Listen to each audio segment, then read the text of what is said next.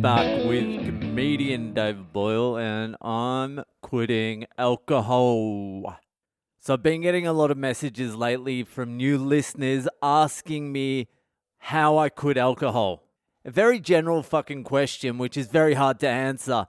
But I thought today I would do a little bit of a recap on the sort of process I went through. And I think a lot of people who end up sober go through the same process.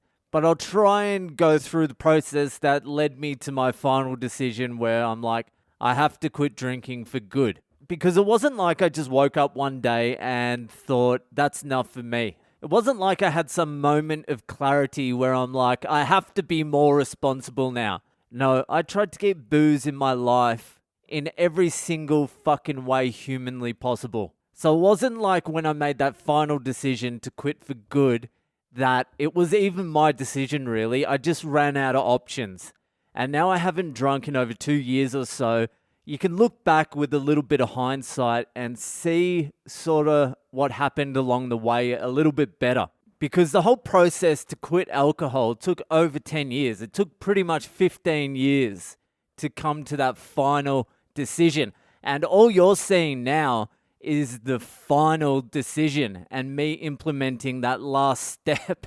But you didn't fucking see the mess that was. I've shown you glimpses and you've got some insight into it. If you've been listening to the podcast long enough, you definitely know. But in the end, it was really a decision to die or not to die. And I chose not to die. That's where it was. That is legitimately where it was. So anyway, let's take this back to early 20s. I always thought my problem with alcohol started mid to late 20s, but it didn't. It started much earlier than that. It really started in my teens, but I was able to bounce back from everything in my teens. I would escape shit. There was never any hangovers. I was like a fucking Houdini. It was like I was drinking without any consequences.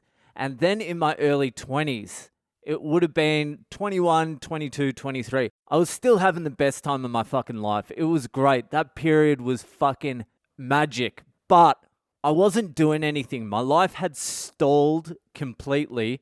I was still having maximum fun. It was still great, but other parts of my life completely stopped progressing. And in all honesty, I didn't give a fuck about that either because I had no ambition and I was having so much fun and I thought the party was never going to end. So why would I care about that shit? But I remember there were some significant signs in my early 20s where I was like, shit, I'm no longer Mr. fucking Teflon with this shit. I was getting injured. I mean physically injured. And I remember thinking at the time, because I went through a period of like 6 months where I was getting injured consistently. This is when I was about 21, 22 into 23. It was early days, but the signs were there. I first broke my thumb against the wall of the fucking Bondi Hotel. Then a couple of weeks later, I got my fucking lip bit in half off by that Irish cunt. And I should never have lost that fight, but I was too fucking hammered and he just fucking whopped me. Then about a month after that, my face is still not healed. It's still fucking mangled. I was drinking with my mate Morgan at the Royale Hotel on Bondi Road in Bondi. And we walk out of the pub and I punch him in the fucking solar plexus for no particular reason and walk off. And then he crash tackles me, pinning my arms together. And I just landed on my forehead, split my fucking forehead open. I've still got a scar on my fucking forehead from that because I never went to the doctor. I chalked all these things down to like bad luck. But the one that really made me take notice, getting my lip bitten by a fucking Irish guy wasn't enough. That wasn't enough for me to take notice. But it was more an innocuous sort of thing. I fucking went out with one of my mates one night and we were doing something. I can't even particularly remember. But I climbed a fence and I fucking fell. I can't even remember exactly how I fell. But the next morning I woke up and my forearm, my right forearm was fucking swollen and it was fucked. And it was fractured. I could feel the loose bone in there. And I was like, fuck, I've fractured my arm. I never went to the doctor for it. I just let it heal. But I remember thinking, this is a sign. This is the universe fucking telling me I need to make some changes. I clearly remember thinking that this is just going to continue to happen if I keep ignoring these signs from the universe, and they're just going to keep escalating and escalating and escalating until I fucking die.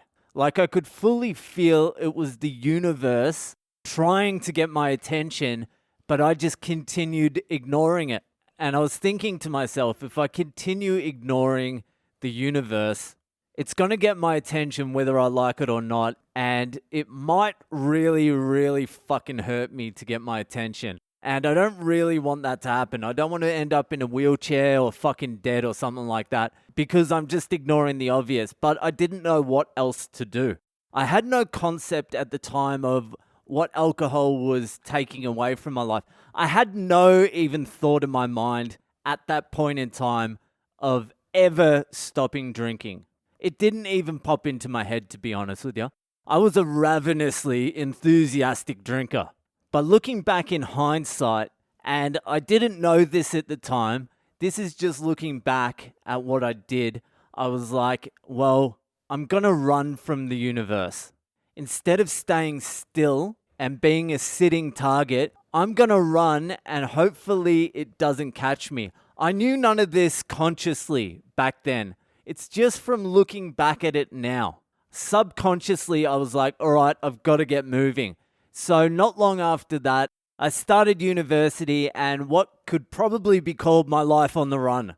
You know what? I'm going to leave it there tonight and I'm going to do this. I'll continue this over the next few Saturdays, like I did with my wedding thing, so I can go into a little bit more detail. And it's good for me to think about too.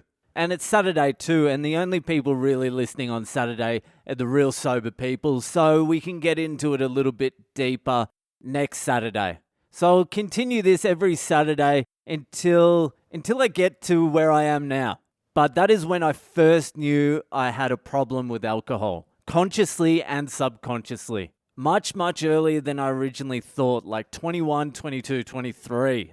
That's early, but anyway, I'll continue this next Saturday. Enjoy the rest of your weekend, and I'll see ya the fuck later.